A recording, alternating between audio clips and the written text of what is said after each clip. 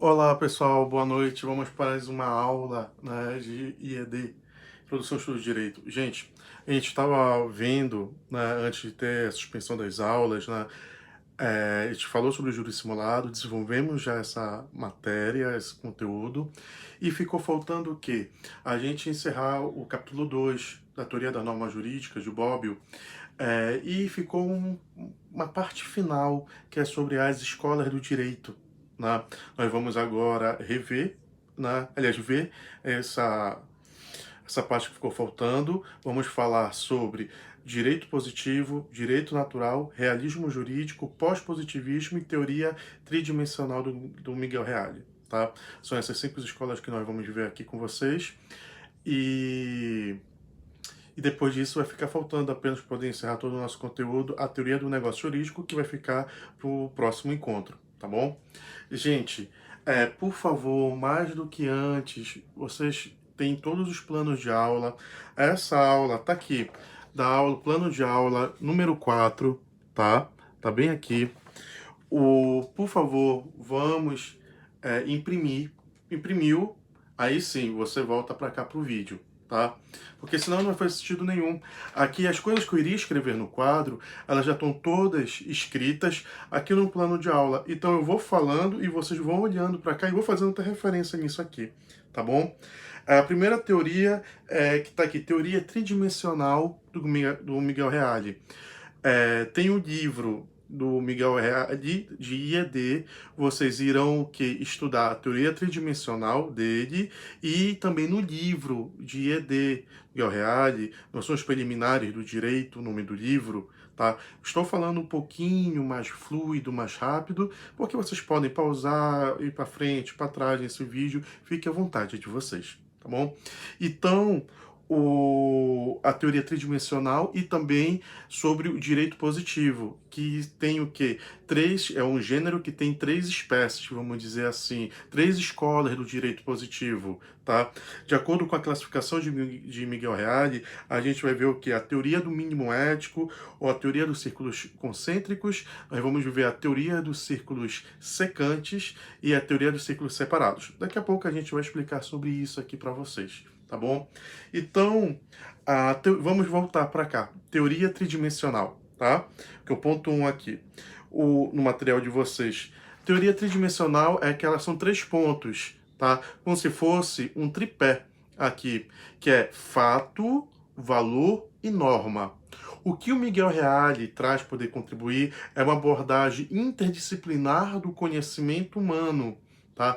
Por isso que vocês têm as outras disciplinas de humanidade, ciência política, para poder a gente fazer história do direito e pensamento jurídico, as minorias, direito das minorias, tá?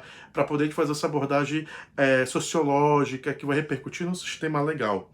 Tá?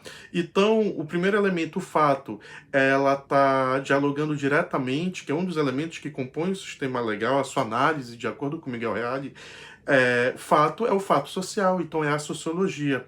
Tá? O valor é todo aquele caráter valorativo que a norma jurídica tem, que eu até falei para você em sala de aula, caráter axiológico da norma. E a gente vai o quê? Associar com a filosofia. Tá? E a norma, a gente vai falar sobre o seu sentido de validade. A norma é a norma jurídica, é a ciência, né, jurídica, a ciência do direito em si. Tá? Então, existem esses 3 elementos, e o Miguel Reale vai lançar um conceito chamado de ontognosológico, né, do saber.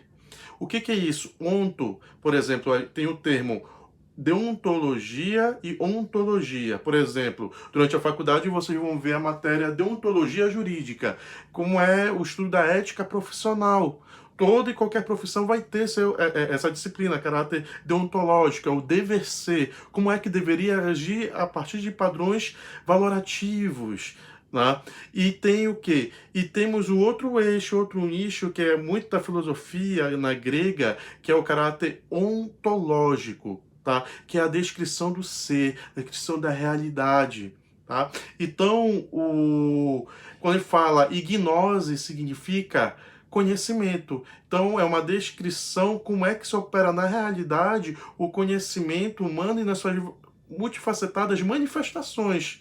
dentro dessas experiências sociais que a gente acaba analisando. Tá? E que a gente vai também pode correlacionar o que já foi ministrado em sala de aula, o quê? Que quando a gente está olhando para o fato social que está relacionado com a análise comportamental da sociedade, por isso que a sociologia, a gente está analisando o quê? Aquilo que nós chamamos de eficácia da norma jurídica, porque os destinatários das normas seguem ou eles não seguem. Quando a gente analisa a questão do valor, ou seja, da filosofia, dos fundamentos éticos, morais, né, do sistema legal, por exemplo, né, a questão filosófica, né, a gente vai estar analisando o quê? O aspecto da justiça, tá? Justiça distributiva, equitativa, estou dando apenas exemplos de justiças, tá? E a gente pode falar o quê? E a questão da norma jurídica, do sistema legal, quando a gente está falando do caráter da validade da norma jurídica, que fato, valor e norma. Norma está falando de validade. O Estado ele faz uma convenção de validade do que é justo e o que é injusto, né? Como eu já expliquei isso aqui para vocês. Então, o que nos interessa saber sobre a teoria tridimensional do Miguel Reale é isso, tá? Direito natural, tá? No direito natural, vocês vão estudar no livro do compêndio, Introdução ao Estudo de Direito, da Maria Helena Diniz, tá?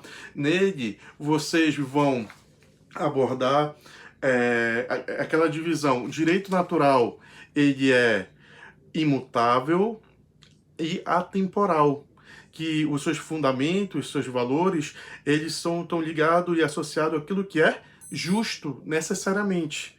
Tá? Não tem um relativismo moral aqui, um meio justo, depende do seu ponto de vista. Não, se é justo, é justo. Se é o correto, é o correto. Não importa se foi na época de Cristo, na Idade Média ou em 2020.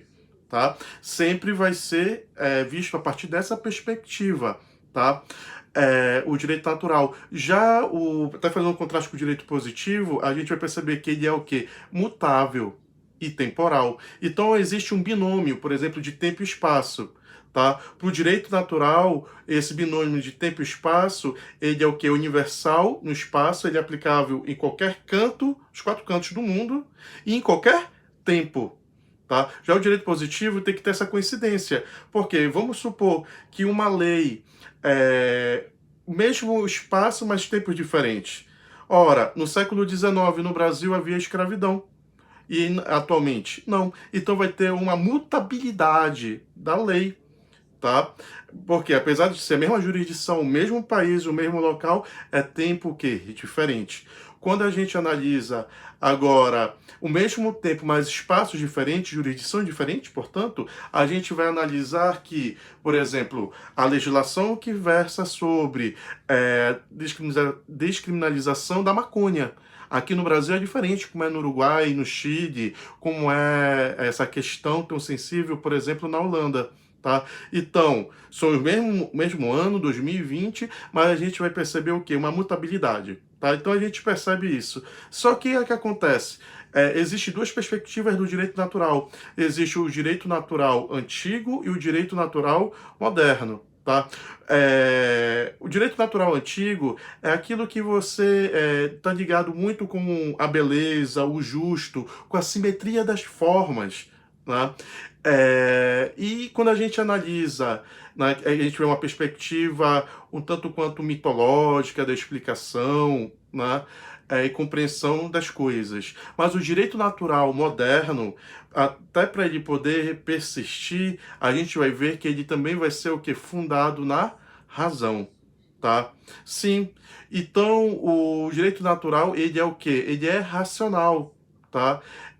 E a partir desses bens, como o direito à vida, o direito à propriedade, o direito à liberdade, tá? Pátria e poder, tá? E vários outros bens comuns, né? A gente vai perceber sendo resguardado por esse direito natural. tá? Ora, o seu fundamento, ele é imutável, mas a gente pode ver que a aplicação da violação daqueles valores previamente determinados pelo direito natural pode sofrer alteração de violação. Por exemplo, o direito à vida, né? Ele vai ser um direito absoluto que deve ser resguardado em qualquer sentido. Então, a partir da perspectiva do direito natural. Então, quando a gente pode pegar e analisar no sentido de novas formas de violação. Ora, será que o uso de telefone celular não pode provocar câncer no cérebro? Não é uma violação contemporânea? Quando a gente fala de agrotóxicos, quando a gente fala de transgênicos, a questão, né, de biossegurança alimentar, por exemplo, não são novas complicações típicas do mundo moderno? Sim, e violando um direito que é previamente estabelecido para o direito natural. Tá? Então, a sua atualização, a gente pode ver novas formas de aplicação desse direito na contemporaneidade, né? Dentro dessa perspectiva, tá bom? O maior contemporâneo, né, sobre o direito natural, né, é o John Finnes, tá? Sempre eu vou falar o nome dos autores, principais representantes, né, de cada corrente do direito, né? Tá. No próximo vídeo eu vou falar sobre o direito positivo agora para vocês, tá bom? Bem, gente, prosseguindo, vamos falar agora sobre direito positivo, tá? O ponto em comum no direito positivo, o que acontece é de que, como está aqui no plano de aula de vocês, temos, por exemplo, antes da formação do Estado, o direito positivo é o direito do Estado, é o vade-mecum, é a lei, é o direito positivado, tá? De que antes do Estado, como Thomas Hobbes colocava, vivíamos no estado de natureza, onde tinha o caos. Por que tinha o caos? Porque nós éramos livres completamente. Tá? É uma coisa até meio paradoxal, tá? Vivíamos no caos porque éramos livres. E a gente... por quê? Porque eu poderia fazer tudo o que eu queria. O problema é que o coleguinha do lado... pois é, ele também poderia fazer tudo o que ele queria, inclusive contra mim também. Né? Então, para poder a gente resguardar o direito à vida, que seria o primeiro direito, né, assinalado pelo próprio Thomas Hobbes, né, a gente tem que renunciar parcialmente da nossa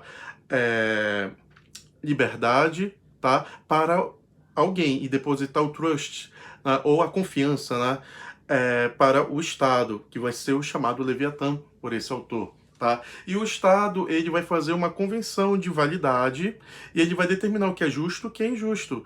Por isso que tem uma mutabilidade dentro do direito natural, tá? Ora teve escravidão, ora não teve escravidão, ora alguns países permitem eutanásia, outros não, né? E assim a gente vai ver, de acordo com essa dinâmica social, a partir do binômio, tempo e espaço, como eu havia dito para vocês anteriormente, né? Que eu quero aqui dizer para vocês, né? E não importa se de lex, dura lex, a lei é dura, mas é a lei, e ponto final. Isso mesmo, ponto final. Então, a gente vai ver que existem três compreensões.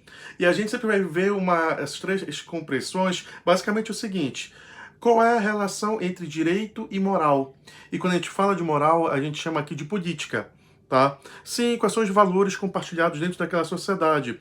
E que tipo de estrutura vai ser se esses valores ele deve ter uma penetração no sistema legal e uma imposição na sociedade de uma forma mais forte, ou uma forma mais atenuada, ou não ter nenhum posicionamento sobre isso daí e intervir sobre os projetos de desenvolvimento de vida que qualquer sujeito pode ter, desde que haja o respeito, né? Igual respeito, igual consideração. Tá? Então, a primeira teoria a gente vai analisar pelo George Selig, tá? De que a teoria do mínimo ético ou a teoria dos círculos concêntricos. Sim, como está no material de vocês, como fosse dois círculos, o círculo maior vai estar o quê? Exatamente o direito, e o círculo menor vai estar o quê? A moral. E é isso mesmo, então a moral vai estar o quê? Inserida dentro do direito. É isso.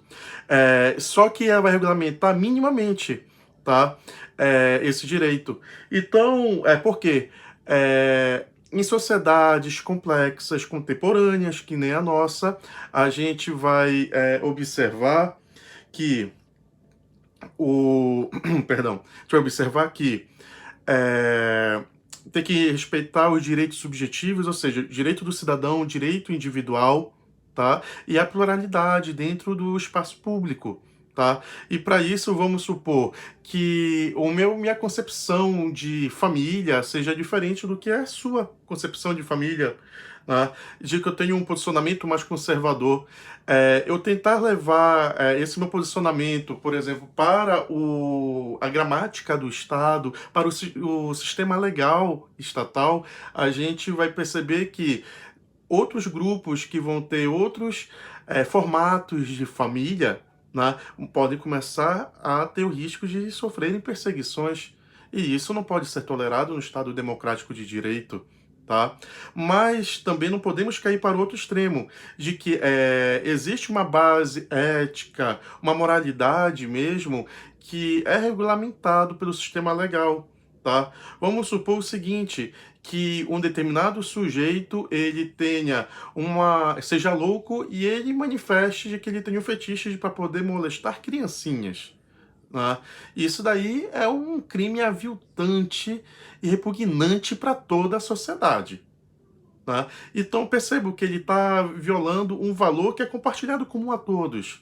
Tá? Só que determinados outros valores que não sendo esse, né, pode o que? Violar a minha dignidade da pessoa humana, meus direitos enquanto cidadão e o meu direito de seguir meu projeto de realização de vida individual. Tá? Então, o Estado não pode interferir nisso. E vem a teoria do mínimo ético exatamente falando sobre essa perspectiva aqui com vocês, tá? E de que esse aqui que está no material, mas que é bem conhecido pelo o inglês, né? Jerome Bentham, né? Que é o grande expoente disto.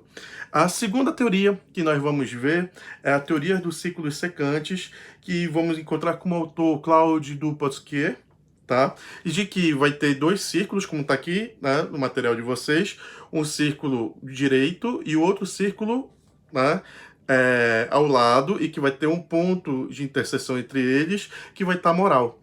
Então a gente vai ver que vai ter alguns aspectos que só tem direito, um aspecto que vai estar entre direito e moral, e outro aspecto que só está a questão da moralidade. Então, por exemplo, aspectos somente do direito. Por exemplo, capital do Brasil é Brasília. O recurso de apelação é de 15 dias. Perceba que isso é uma questão de uma ordem administrativa, burocrática e ponto final. Tá? É uma questão jurídica. Tá? Agora é uma questão de ordem de moral, por exemplo, tá? E que não esteja regulamentado dentro do direito. Por exemplo, a gente vai ver que antigamente uma pessoa vir e furar fila, tá? Não tinha problema nenhum, né? No sentido jurídico falando, qual era a sanção, a punição que o sujeito vai ter sobre isso. Não tinha regulamentação nenhuma sobre esse aspecto. Então, quando a gente vê que depois a sociedade ela é dinâmica, não é estática, que esse direito que estava apenas no aspecto da moral, saiu do aspecto da moral e foi para o aspecto do direito, quando foi ponto de interseção entre direito e moral, tá? Quando começou a ser dito sobre o aspecto de uma lei federal regulamentando o tempo de espera, a questão da ordem de preferência em filas, tá? Por exemplo, e assim como vai ter aspectos que vão estar nesse ponto de interseção, pode sair e ir para o aspecto da moralidade. Por exemplo, a gente ainda via resquícios, né, no Código Civil de 16, que vigorou até no ano de 2002, né, de que se há uma possibilidade de nulidade do casamento. Se a moça casasse e já tivesse sido deflorada. Olha o termo, como é que isso está escrito, tá? Ou seja, não fosse mais virgem, né? Então, poderia o quê? Acabar com o casamento. Então, na década de 80, 90, isso daí já tinha caído em desuso, essa lei, em razão das práticas sociais. Então, mas era uma questão, uma pessoa até hoje pode, por questões de ordem religiosa ou por qualquer outro motivo, querer se guardar para o casamento, não tem problema nenhum. Mas não existe mais repercussão jurídica nenhuma sobre isso. Se a pessoa é virgem, não é virgem, cada um, enfim, problema de cada um. Tá? Então a gente percebe que existe aspecto somente do direito, aspecto somente da moral e tem um ponto de interseção. Só que a gente vai ver que aspecto nesse ponto de interseção pode sair daqui e ir o quê? Para o aspecto da moral. Tá? E como tem aspecto da moral, pode sair e ir para o aspecto do ponto de interseção. tá? Porque a sociedade não é estática, ela é dinâmica e com as práticas sociais o direito tem que ir o quê? Acompanhando, né? Ter uma oxigenação e um fôlego para isto, tá? A próxima escola que nós vamos falar será sobre o realismo jurídico. Gente, o autor dessa escola do direito, preste atenção em mim, é o chamado Oliver Holmes, que foi um juiz da Suprema Corte norte-americana na década de 20, e ele vai, é claro, né, como um bom juiz, puxar a sardinha, né, para o seu lado, vamos dizer assim, na frase dessa sardinha, eu sou péssimo para essas frases, né, mas tudo bem, a gente tenta. Então, ele vai empoderar o poder judiciário e vai tentar desqualificar dentro dessa perspectiva teórica o que diz respeito ao poder legislativo, que vai dizer que o poder legislativo está muito mais propenso à corrupção do que o poder judiciário, porque o poder legislativo ele está preocupado, por exemplo, em atender quais são os interesses partidários, eleitorais, das empresas que financiaram as suas campanhas, do que o poder judiciário, né, que está ali para poder o quê? Dar uma efetividade ao cumprimento da lei e aos direitos, né, que devem ser contemplados para poder ter assegurado a cidadania, né, das pessoas. Só que tem um problema dentro dessa perspectiva, que vai falar, sim, e a subjetividade judicial? Né? O juiz decide de acordo com a sua convicção, de acordo com o seu pensamento, com as suas ideias, ele vai colocar e vai dizer sim, é isso mesmo, tá?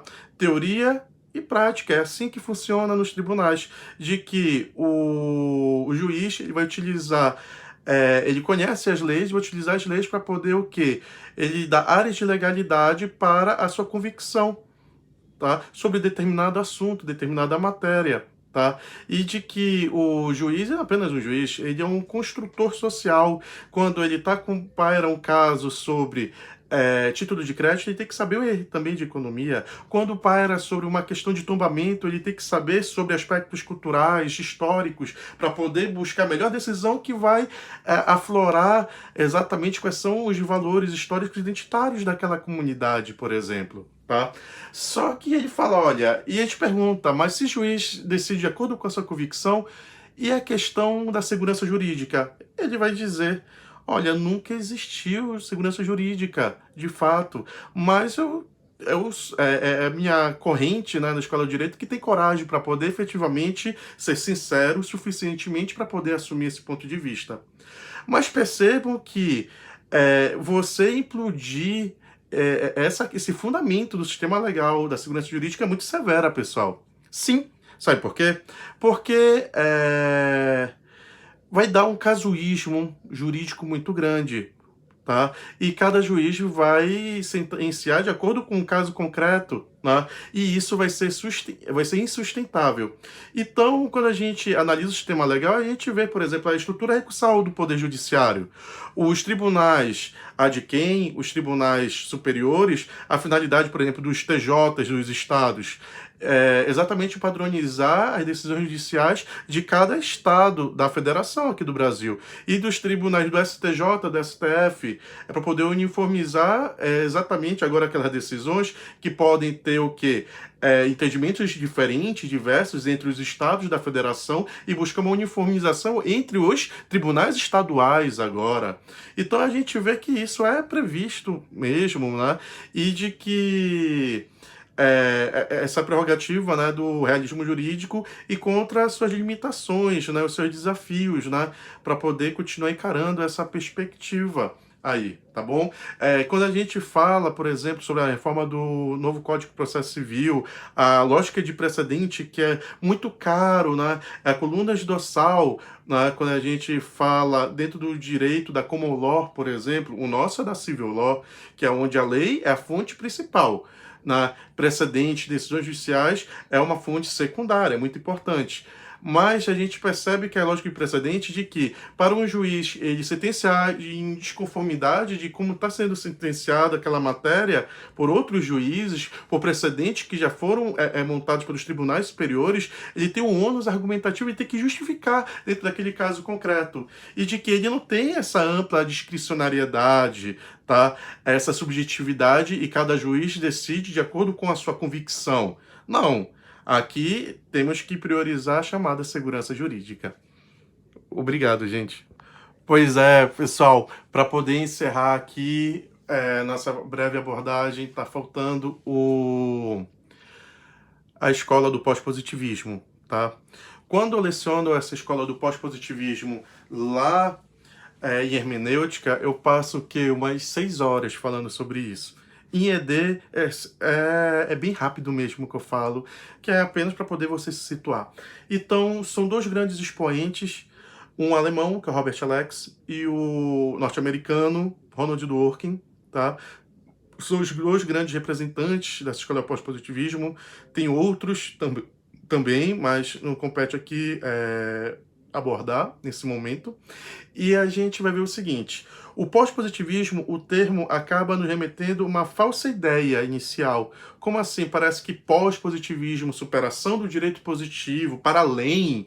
Não, é o bom velho direito positivo. Por quê? Ele está preocupado com segurança jurídica. Sim, aquilo que o realismo jurídico estava rasgando. E a gente percebe que ele está preocupado que no direito positivo, pós-positivismo, segurança jurídica. Tá? E ele fala o seguinte, olha, o direito positivo, né, de Hans Kelsen, né, ele foi e conseguiu constituir todo um método científico, contraditório, ampla defesa, todos os atos e procedimentos judiciais, né, a gente vai observar dentro dessa perspectiva. Tanto que se o juiz é de seguir tudo que está dentro do modelo do direito positivo, ele está habilitado e está legitimado, inclusive, para poder proferir sentença A, B ou C. Né? Por isso que tem essa margem de discricionariedade. Só que o direito do pós-positivismo ele quer diminuir essa zona de liberdade. O que o Ronald Dworkin, por exemplo, vai dizer? Olha, a melhor sentença judicial que o juiz pode proferir, é aquela que vai dar maior concretização aos direitos humanos, aos direitos fundamentais, portanto, tá? Por exemplo. Então, o método judicial já foi garantido pelo direito positivo, a moldura foi garantida, tá? Só que a gente vai exatamente observar agora para o momento da sentença judicial. E o que é a grande marca que surge aqui, gente? É muito simples, é os chamados princípios jurídicos. Ah, mas os princípios, eles são muito vagos. Né? Direito à vida, por exemplo. Sim, mas está tendo uma violação no caso concreto do direito à vida ali. Tá? Sobre o direito à liberdade, liberdade de expressão, liberdade de ir e vir, liberdade de falar, enfim. Tá? Então, a sentença judicial vai dar concretização exatamente... exatamente aquele direito, né, que estava assegurado de uma forma abstrata. Então, e ele vai fazer a partir da análise de princípios, tá? O Robert Alex, por exemplo, tem o famoso caso, né, da Gloria Trevi, que foi uma cantora mexicana que veio para o Brasil, tá? E essa cantora mexicana, ela ficou retida dentro da Polícia Federal e, enquanto ela estava lá, ela apareceu grávida. Então começou a questionar se ela tinha sofrido a prática de estupro, por exemplo, dentro daquela unidade da Polícia Federal. Né? Então foi analisado, olha, vamos fazer então o teste de DNA, só que a Gloria Trevi falou, eu não quero fazer direito à intimidade, direito à privacidade, mas e quanto é que fica a Polícia Federal? Né? Que é uma cantora de uma repercussão internacional na época, né? Nesse caso teve grandes movimentações. Então, de um lado, direito à privacidade, direito à intimidade, a questão da inviolabilidade do corpo dela, de fazer um procedimento invasivo, né, teste de DNA, ela já estava grávida, e o outro lado também do Estado brasileiro das pessoas que trabalhavam naquela unidade também, né, da Polícia Federal. Tá? Então a gente viu que existiu o quê? Um conflito, um choque entre princípios. Tá? E que foi analisada a partir da teoria do Robert Alex, essa decisão, né? Como é que iria ser aplicado dentro desse caso concreto.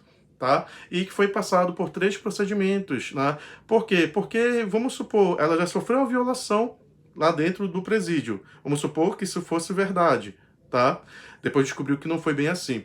E ela ainda ia ser, pela segunda vez, ainda molestada, né, se fosse feito a questão do procedimento ainda de uma forma invasiva contra a sua vontade, iria piorar. Tá? Então, foi feita a técnica de sopesamento, tá? E de que, para poder resguardar essa integridade física da Glória Trevi, esperou ela ter a criança e pegou o líquido amniótico, que é considerado lixo biológico, né? Pós o parto, e foi feito o exame de DNA e foi visto de que o pai da criança era o empresário, né? Dessa cantora e que não tinha sofrido nenhum estupro ou algo assim do tipo. Tá? Então a gente pega e analisa e a gente vê que no pós-positivismo a gente vai observar que não existe hierarquia entre os princípios. Isso é um ponto muito importante, tá? De que não tem o princípio central, tipo dignidade da pessoa humana. Não existe isso daí. De que, principalmente, de acordo com o Robert Alex, a gente vai analisar o caso concreto e a gente vai ver qual é que vai prevalecer naquele momento. Ora o direito à privacidade pode prevalecer, ora o direito à informação pode vir a prevalecer, tá? Então, a regra de aplicação deles aqui, né, não vai sair do sistema legal, né, ele não vai ser mitigado, ele vai ser apenas mitigado, perdão. Tá? Então, não existe hierarquia entre os princípios. Gente, sobre a questão do pós-positivismo, eu sugiro vocês lerem dentro do livro da Maria Helena Diniz. Então, no livro, no capítulo 2, Maria Helena Diniz tem um monte de escolas do direito para ler apenas algumas e bem pontuais, que é sobre o pós-positivismo e o direito natural ali. Pelo Miguel Reale, teoria tridimensional do Miguel Reale e o direito positivo. E também pela própria Maria Helena Diniz, o realismo jurídico. Então são 3 escolas por ela, tá bom? Espero que vocês tenham gostado desse tutorial. Um abraço. Pessoal, ficou faltando apenas mais uma observação sobre a escola do direito. Falei que o direito positivo são 3 escolas, né? A teoria dos círculos concêntricos, secantes e a teoria dos círculos separados, ou o normativismo jurídico, né? Que é fundado pelo Hans Kelsen. Ficou faltando comentar esse, tá? Ato falho meu. Então, sobre a escola do direito positivo, retornando aqui com vocês, o direito positivo, ele tenta afastar qualquer elemento de política ou de moral dentro do direito, porque isso acaba provocando um certo embaraço, conflitos de interesse, e ele quer, na realidade, retirar do sistema legal qualquer influência de elementos de caráter ideológico. E ele também quer buscar maior base, autonomia epistemológica, ou seja, científica para o próprio direito. Como assim? Porque usualmente fala-se, para poder justificar o direito, você acaba analisando a partir das óticas da filosofia ou da antropologia, pode ser da sociologia, não. A partir do direito, pelo próprio direito, o Hans Kelsen quer colocar. Então, não é ficar analisando quais são os elementos sobre a questão do direito e moral. Por exemplo, o elemento fundante para essa escola do direito positivo do normativismo, que é o seniano, teoria pura do direito, na aplicação literal da lei, vai ser o quê? O sujeito, por exemplo, ele não transgride a norma jurídica porque ele tem medo da sanção. Não é porque tem um caráter ético, moral, alguma outra coisa assim do tipo, tá? Ele sabe que vai ter uma consequência jurídica e assim ele não o faz. Pronto. Então, o fundamento aqui é o quê? A punição, é a sanção. Tá? Então, ele vai fazer o que ele chama de inversão da natureza das coisas, né? de que não é a realidade que vai explicar o direito e influenciar o direito, mas é o direito que vai instituir como é que a realidade deve se proceder. Como assim? Então, por exemplo, é que nem para poder pegar uma metáfora, né, o rei Midas, né, de que tudo que ele tocava virava ouro, de que no direito tudo que ele toca pode ser um fato social, mas agora vai ser uma questão de direito, né? Então, por exemplo, existe uma briga entre vizinhos. Se isso for levado para o Poder Judiciário, agora se tornou uma questão de ordem jurídica e ponto final. Tá? E o direito que tem, como diria, por exemplo, Pierre Bourdieu, o poder, a capacidade de nomeação das coisas, de influenciar então a realidade, e não o contrário. Por isso, por exemplo, a gente olha para o Congresso Nacional e a gente não vê várias bancadas, bancadas evangélica, católica, LGBT, ruralista, da bala, da Bíblia, enfim, né? Vários, né? Perspectivas, porque todos esses grupos querem ser tocados pela linguagem do Estado, pelo direito positivo. Então, por exemplo, o conceito de família se tornou muito mais amplo, permitindo a união estável afetiva, quando a gente viu a decisão do Supremo no ano de 2011, na DPF 132, tá? Permitindo a união estável, tá bom? Pessoas do mesmo sexo. Então, é o direito que vai repercutir dentro da sociedade e vai formar esses conceitos e a nossa percepção sobre a nossa realidade, e não o contrário. E ele não precisa de uma perspectiva ética moral para poder explicar o direito. Simplesmente você tem que seguir o que está sendo determinado pelo Estado porque você tem medo da sanção, da punição. É isso, assim, explicando para vocês aqui em ED, tá? Um abraço, gente. Boa noite.